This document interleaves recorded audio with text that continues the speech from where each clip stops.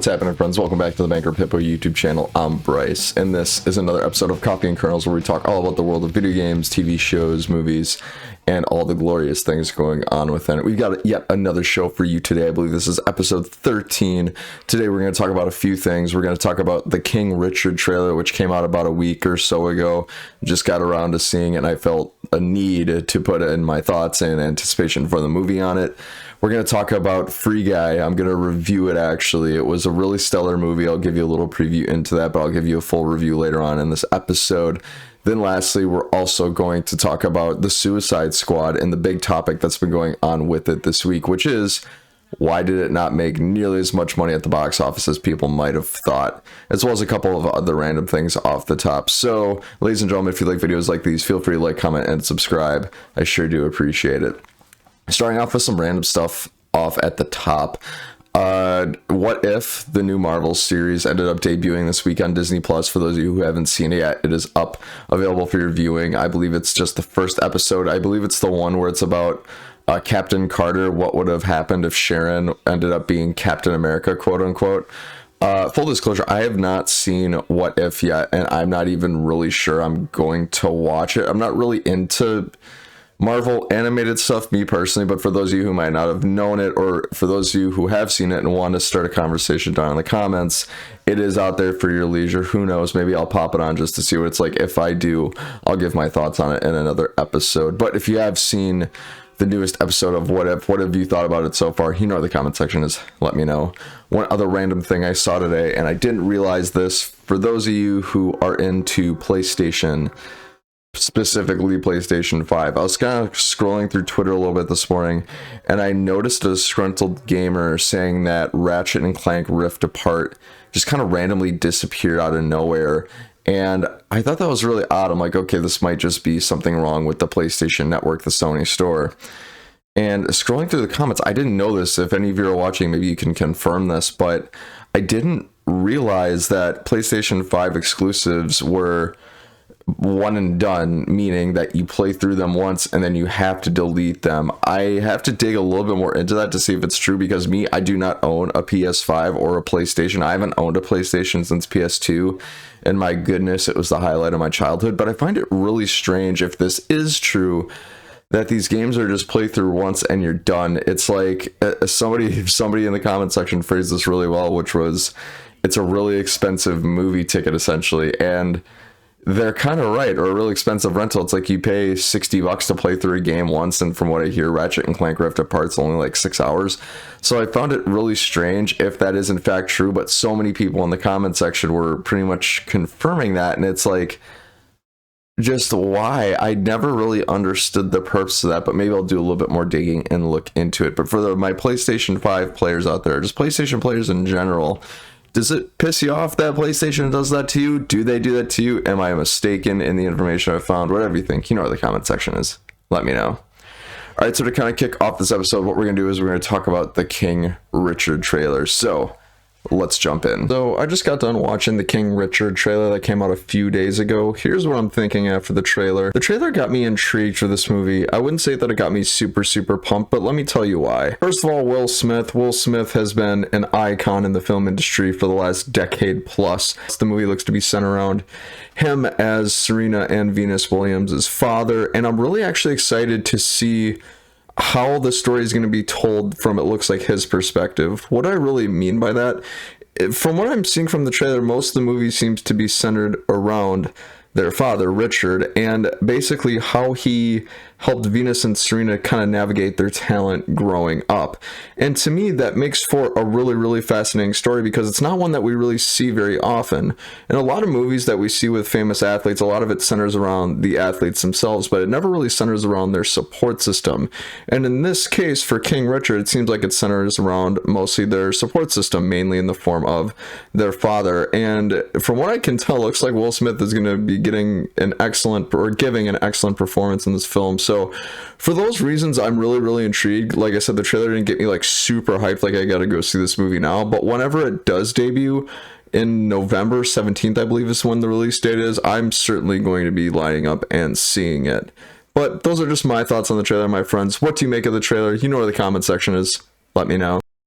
So I forgot to mention this in the intro, but I wanted to actually review the Suicide Squad. So here's the review for the Suicide Squad. The Suicide Squad, directed by James Gunn. The Suicide Squad is about a group of supervillains who's recruited by the US government to go ahead and overtake an island, which is holding a secret project called Jotunheim. And this squad of villains is known to us as the Suicide Squad. My overall thoughts of this movie: this was a pretty stellar movie. James Gunn sticks to his really unique and creative fun style, and it makes the movie in turn fun and engaging. Starting off with what I really enjoyed about this movie, I enjoyed a lot about this movie, including its really fast-paced environment. The movie doesn't waste any time in getting started. Within about the first 2 to 3 minutes, you're already into the meat of the movie, which I really appreciated. There's nothing worse than taking a lot of time to build to the action. The slow burn in an action film is just not a good idea, and the movie avoids that. Also, this movie has a lot of a great cast and great characters to boot. You got Idris Elba, you got Margot Robbie, you got Joel Kinnaman, you got John Cena, you got Sylvester Stallone,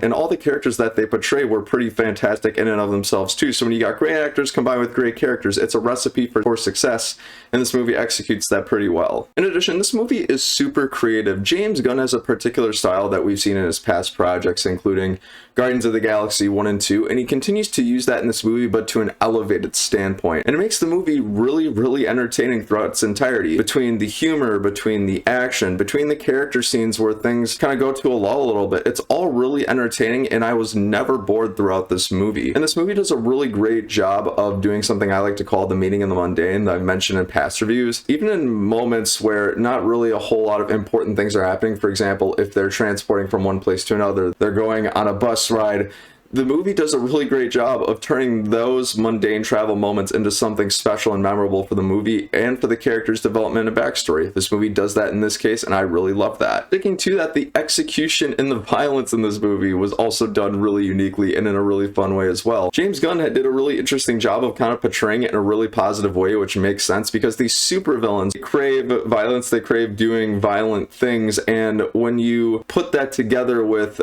joyous emotions that they're experiencing on screen, it makes for a really interesting juxtaposition that totally works for these characters, and like I said, brings you along in for the ride and makes it fun and engaging. Finishing up the super creative side of what I liked about this movie, if nothing else, this movie being different with just James Gunn's style, it made the movie feel so different with these characters to the point where it walked this line of originality. I have never seen a film that has taken a squad of supervillains and turned it into a really positive experience, which is fantastic.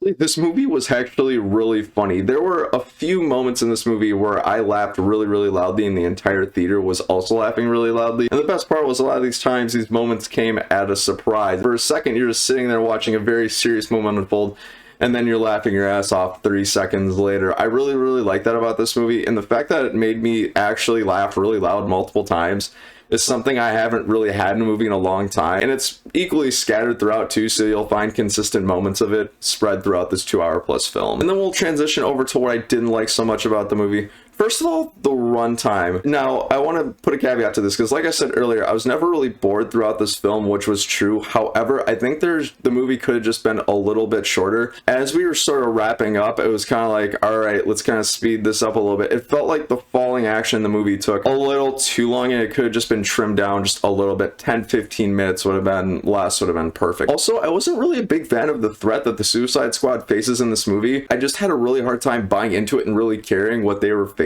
Then again, I could see how it makes sense in some cases, but not in others. So it's kind of a toss-up at this point. I think some of you may like the threat that they face, but if you're like me, you might not like it. So just keep your eye out for that. Overall, my friends, if I had to give this movie a score, I'm going to say it's an 8 out of 10. This was a great movie. The movie is very creative and unique in its execution, almost bordering on originality in and of itself. Cast and characters are stellar, all the way from Idris Elba to Margot Robbie to Sylvester Stallone. And the movie is really entertaining from its action to its humor to its character development and everything else in between. So my friends, if you're looking for a good movie to watch, go ahead and watch this in theaters. I don't think you'll be disappointed. Whether or not you're a DC film fan, whether or not you're a comic book fan, whether or not you're a supervillain fan, it doesn't matter. No matter what, I think you're in for a good time for this one. All right, my friends, so have you seen the Suicide Squad? If so, what did you think of it? Whatever you thought of it, you know where the comment section is.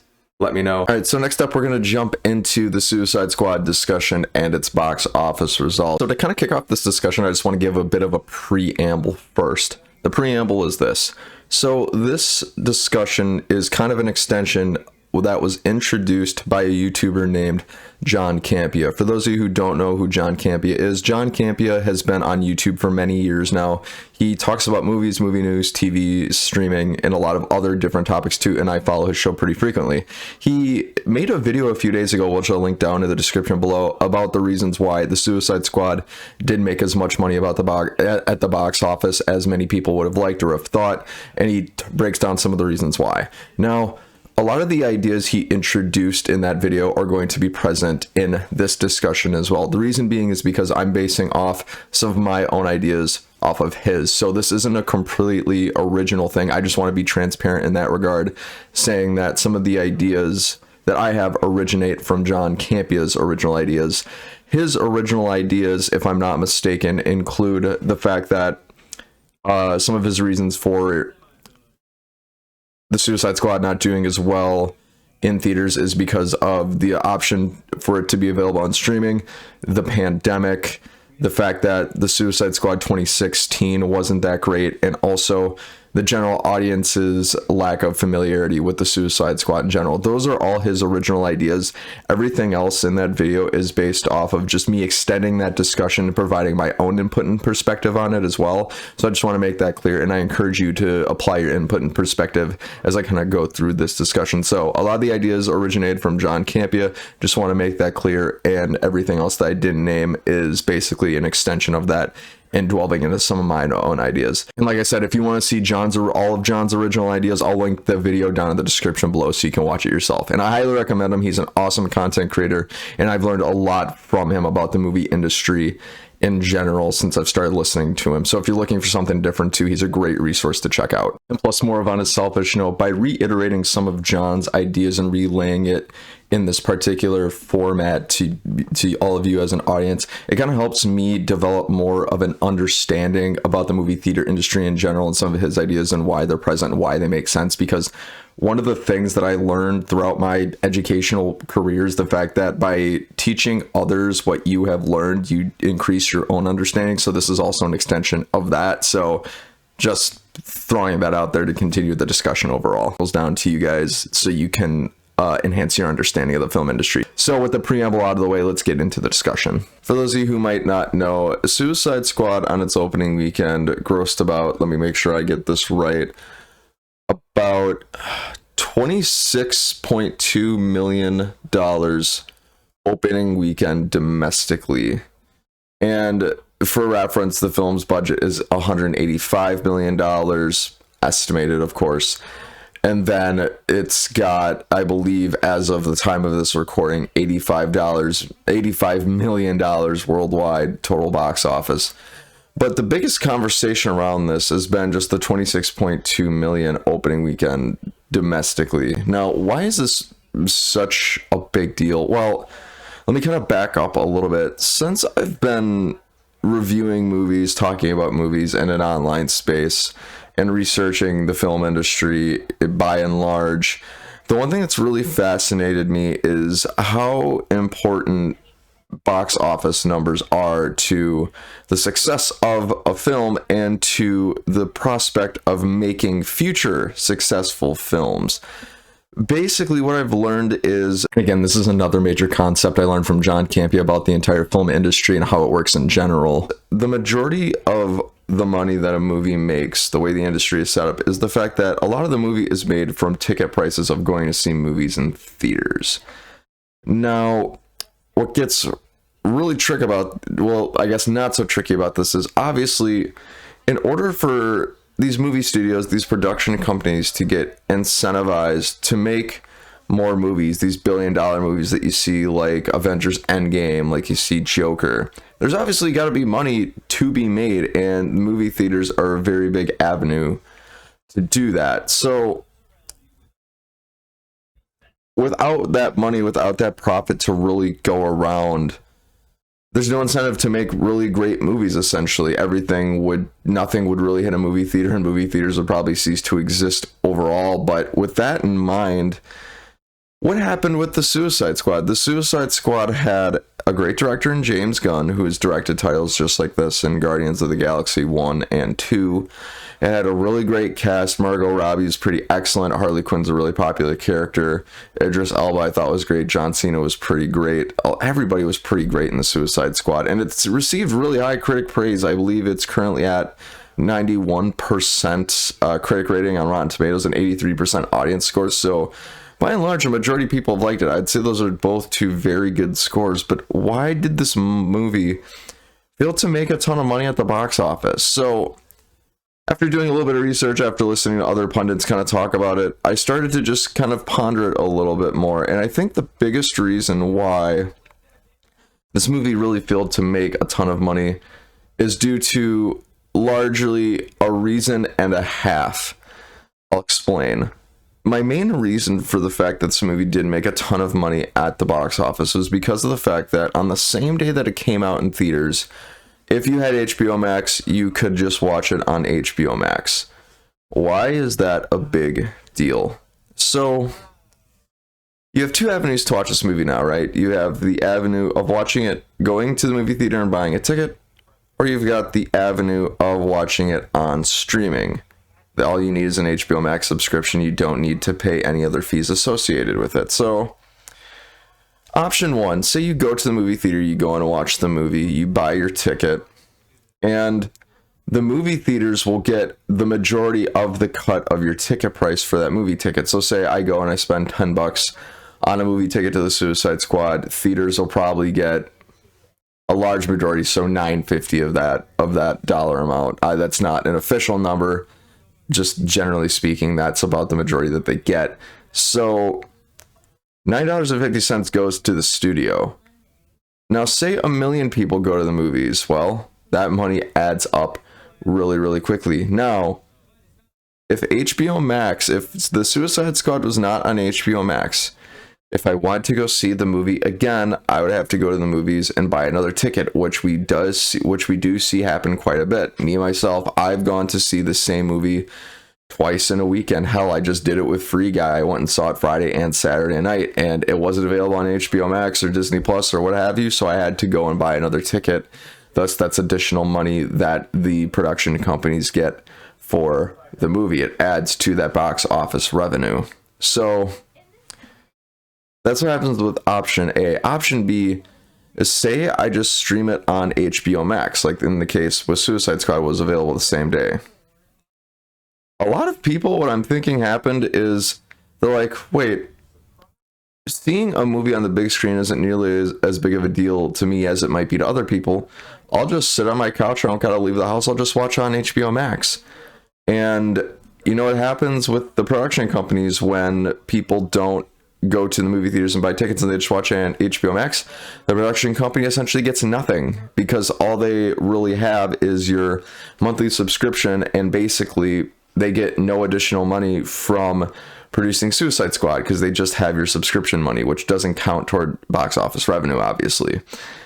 So now what's really tricky about this is, so the money that the theaters could have made on you going to the box office is foregone. That $9.50, say it was me, say I had watched on HBO Max instead, that $9.50 from the theaters was probably foregone. I didn't spend that money at the theaters, I just watched it at home. Now amplify that by 1 million. Now that's easily 10 million lost on the box office alone, because 1 million people decide to watch it at home rather than go to the theaters. Not saying it's right or wrong, because we're in the middle of a pandemic. I'll get to that in a second. I'm just saying the reality of what happens when those decisions are made.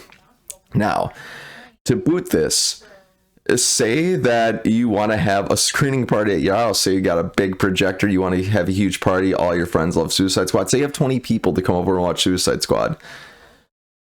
Those 20 people now do not have to go to the theater and watch Suicide Squad. They don't have to buy movie tickets, because all they had to do was come over to your house for free and watch the movie on HBO Max. So now that's not only the theaters losing out on your money, but also your 20 friends who came over to your house and watched it.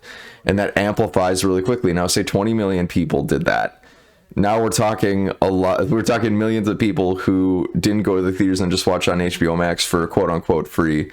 And that's a lot of money that the theaters lose out on. And I think that that's the biggest result as to why things don't happen. Or not why things don't happen. Why the movie didn't make as much money as humanly possible because everyone could just watch it on HBO Max for no additional cost, which I don't blame people at all.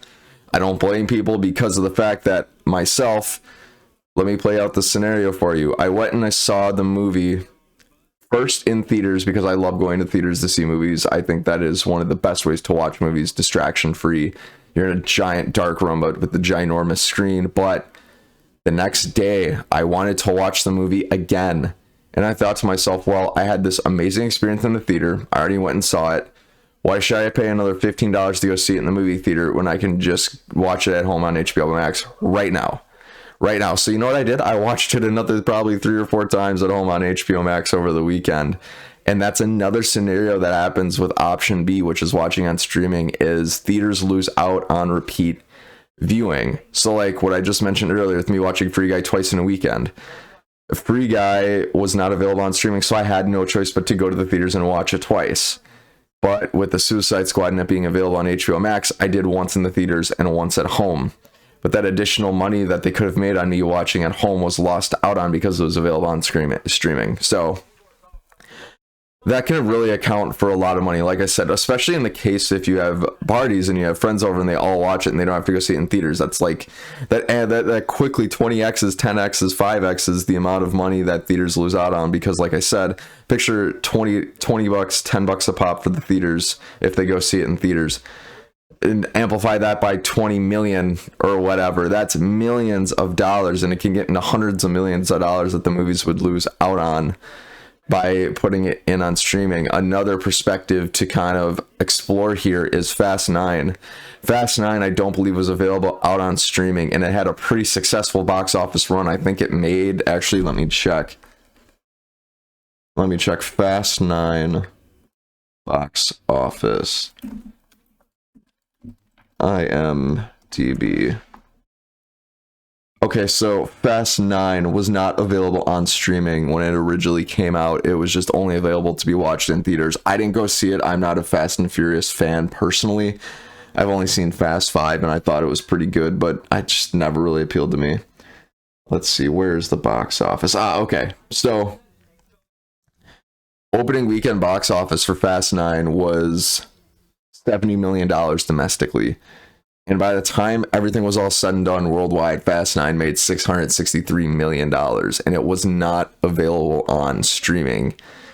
Now, I don't want to sit here and say for sure whether or not that the prospect of it being available on streaming was the sole reason Suicide Squad did not make nearly as much money as it probably could have. However, I want to cite that as one of the main reasons because it's a big deal. It's a big deal as to what happens when you put things on streaming. Now, one of the things that I always say on this podcast and a lot of my content in general is I actually kind of like it overall when companies decide to give you the option to either go see it in theaters or go see it on streaming, because of the fact that I am very pro consumer choice. I think that the more choices you give your customers, the happier they'll be and the more loyalty they'll give to you. And plus, to boot that, with the pandemic going on, it also adds in another mix into the pot. And this is where my reason and a half comes in. This is the half reason to go with the fact that it was available day and date on HBO Max. With the pandemic still kind of going on, with the Delta variant hyping up or peaking up in a lot of states around the country, it makes a lot of sense why people would rather watch it on streaming than in the theaters, because people probably don't feel very safe to go to the theaters yet to watch the movie. And I don't blame them, because you got to do what's best for you. You got to keep yourself safe. As long as you're safe, that's all that matters. So I think that's another half of a reason why people, not nearly as many people, went out to the theaters, is it's a combination of HBO Max is available day and date on HBO Max, and also the pandemic. People are still a little bit apprehensive, a little bit nervous about going out to theaters and watching movies. And when people do that, maybe they've got their whole families with them. That's another thing kind of playing off of this day and date thing and movie theater tickets. Say you've got your whole family that loves the Suicide Squad. So you got a family of 5, and you guys weren't quite feeling comfortable because of the pandemic, and all 5 of you sat down as a family to watch it on HBO Max, that's 5 of you that did not have to go to the theaters and spend money on a movie ticket, in which these movie companies would get a majority of that money, and instead the 5 of you watched it at home, and the theaters didn't make any money off of the movie. So, like I said, not saying it's right or wrong. There's only what's best for you, and that's really all that matters. But the reality is that lowers the box office, or the potential box office, that the Suicide Squad could have made, which, take that for what you will. It's just really, really interesting to kind of study this and look into it deeper. So those are, I think, my main reasons for why the Suicide Squad was not as successful in the box office as it probably could have been. It was a really great movie. A lot of people have liked it. I myself really, really enjoyed it. A couple of other reasons that kind of crossed my mind and that other pundits have kind of brought up in the space too.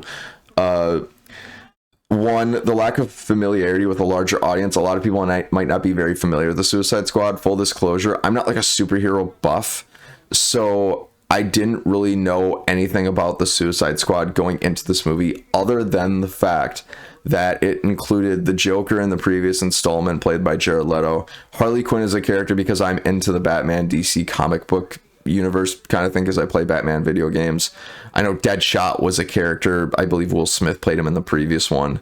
But those are really the only characters I really knew about from the Suicide Squad. Other than that, I knew nothing about it. And to be honest, like, I was excited to go see the movie, but I wasn't like amped for it because I just didn't know anything about it. So a lack of familiarity with the larger audience, I think, plays a role, because how many people in the general population know a ton about the Suicide Squad? Not a whole lot, unless you're deep into comic books and into comic book movies. So that's another thing. People might have just not been interested overall to go see it because of the subject matter, which is totally cool. Everybody's got their niche, I guess you could say, or niches.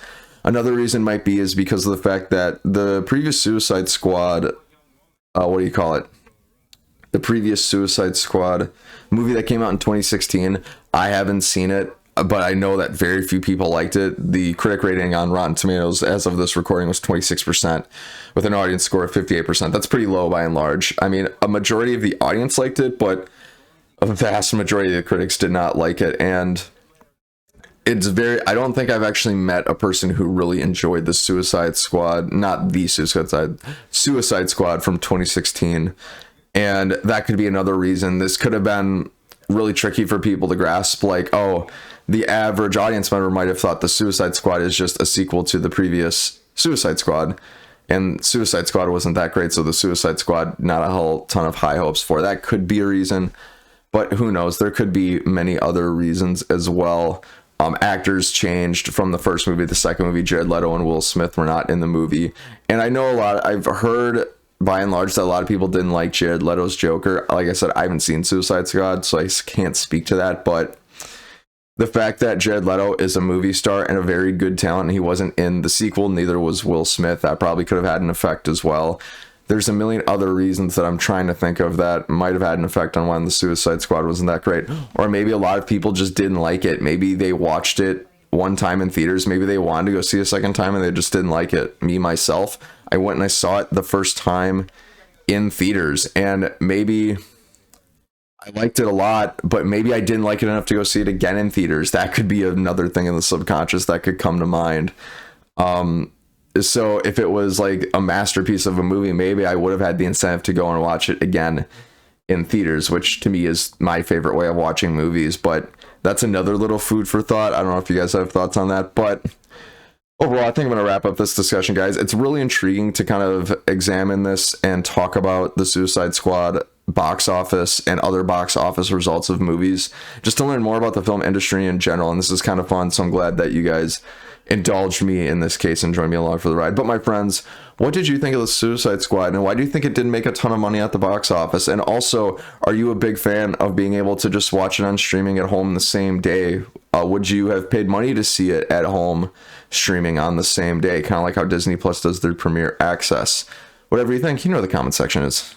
Let me know. Next up, and to finish off the episode, here's my review of Free Guy. Free Guy. Free Guy stars Ryan Reynolds, who plays a video game character in a video game world. And also, his name is Guy. One day, Guy decides, you know what, I want to do something different with my life. I want to try different things. I want to find the love of my life. Well, one day, his dream comes true and he meets his dream girl. But this is complicated because Guy is a video game character and the woman he falls in love with is a person who is playing a video game character. And from there on, we have our movie. What are my overall thoughts on this movie? I thought this movie was quite good. It was extremely entertaining. Ryan Reynolds felt really natural in his role. The movie has a lot of charm. It's got a lot of heart to it. And it made for a really, really good time. Not everything really landed for me. Some of the things got overcooked when it comes to how things play out in the real world. For those of you who might not know it, there's like two parts of this movie essentially. There is the part where everything's taking place in the video game, and then there's the part where everything's taking place in the real world, so that's why I make that point. Let's start off with what I didn't like about this movie. Talking about the real world portion of this movie, I thought some of the things were a little bit overcooked, sometimes almost to the point of annoyance. This mainly came in the form of the main villain of this movie, which was Antoine, played by Taika Waititi. For about the first half of the movie, when you get introduced to this character, the movie leans way too hard into making him a stereotypical douchebag, and it, like I said, it gets to the point where it almost gets annoying. Even his little sidekick that he's got in the movie, they also lean into that way too hard, and it's not like it was really even funny. It was just annoying, overcooked, and it really took me out of the movie for a while there. I understand there's supposed to be caricatures of what the real world perceives some of those roles to be, but when it gets annoying, it takes away from the movie for me. Having said that, in the second half of the movie with Antoine, the dialogue and the performance of Taika did really pick it up a lot more, and I appreciated the villain as the movie went on. But for the first half, I was, yeah. And still playing on the real world aspects of this movie, there are some things that play out in this video game world that have almost too dramatic of an impact in the real world to the point where I didn't really buy it. Now, granted, as somebody who absolutely loves playing video games and has played video games their whole life, and also video games are the most popular entertainment in the world today, arguably. However, the movie's portrayal of video game impacts on the real world, I think, was just a little bit too overplayed. Now, getting into what I really enjoyed about this movie had a lot of heart and charm to it, and kind of playing into that a little bit more, I gotta give Ryan Reynolds a ton of credit as Guy. He really carried the movie by and large. It's not to say that the other characters or performances were bad. It's just Ryan Reynolds was so good as Guy. He was really natural. You could tell he was having a lot of fun with it. And when the actors who are playing these characters are having a ton of fun, you as an audience member can't help but also have fun. He really portrayed a sense of innocence and purity that just you can really get along with. Not only that, but the morality that his character is given by the writers of this movie, it also helps you root for him. So the Guy as a character has everything going for him, including Ryan Reynolds' performance. Even getting deeper into that, the questions that he poses throughout the movie, the underlying themes that he brings up, also makes him a pioneer, which is a really desirable trait, and it really gets you as an audience member thinking a little bit, whether you're young, whether you're old. Plus, I gotta give a little bit of credit to Jodie Comer, who plays as Millie. She is Ryan Reynolds' love interest in this movie. They gelled quite a lot together, and I enjoyed their banter. Also, I really enjoyed the characters of Millie and Keys in general, too. Their dynamic in the real world I thought was super interesting. Their objective, their goal is really interesting. Plus, the themes that they bring up throughout the film as well were quite entertaining and also really, really high stakes. And in a world where video games are huge and the technology behind them is also under scrutiny a lot, it was really interesting, and I thought really relatable. I don't want to give too many more details because I want to avoid spoilers. But most importantly, what I loved about this movie is overall it is just really, really entertaining. As I just kind of alluded to, the goal that these characters are presented with is super interesting, really unique, and throughout them pursuing this goal, themes are brought up that can be relatable to younger audiences that are middle-aged, older audiences. Everybody can find something that they absolutely love in this movie. And what this movie also does a really good job of is presenting you these protagonists in such a way that helps you align with their values, get really excited to be along with the ride for them, and also help you root for them. So you can't help but from start to finish want them to succeed. They're just really, really likable. One thing I do want to say though, the scale of the overarching goal of this movie might fly over the head of younger audiences a little bit. However, like I said, with so many different themes being brought up in this movie, there's something for everybody. Just be aware going into that. Not to say that the movie isn't for younger audiences. because like I said, all audiences can appreciate this movie, and you more than likely will. And adding to the entertainment factor, there's actually a good amount of humor in this movie. There was one moment in particular where my whole theater erupted in laughter, myself included. I just wasn't expecting it when it came up. I was in tears. It was so funny. And of course, with the overall humor of the movie, Ryan Reynolds helped a lot with that, because that's just who he is as an actor. That's what a lot of the characters he plays are like. And plus, he gelled really well with his best friend in the movie, whose name is Buddy, played by Lil Rel Howery. Their chemistry, I thought, was pretty entertaining. There's not a whole lot of it in the movie, but when it does happen, it's pretty fun to watch. So my friends, if I had to give this movie an overall score, I'm going to say it's an 8 out of 10. This movie was great. There was a lot of heart and charm throughout the movie. Ryan Reynolds' performances was quite outstanding.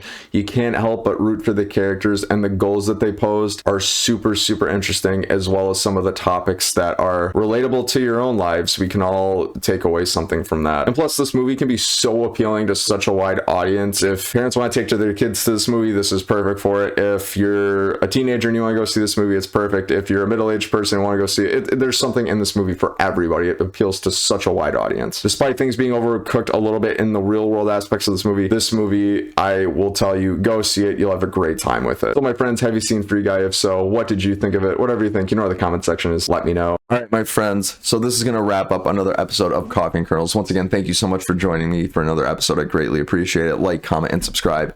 If you enjoy videos just like these and want to get in on the fun, don't forget to hit that notification bell too, so you don't miss an episode. Once again, this has been the Banker Pippo YouTube channel. I've been Bryce, and until next time, have a great day.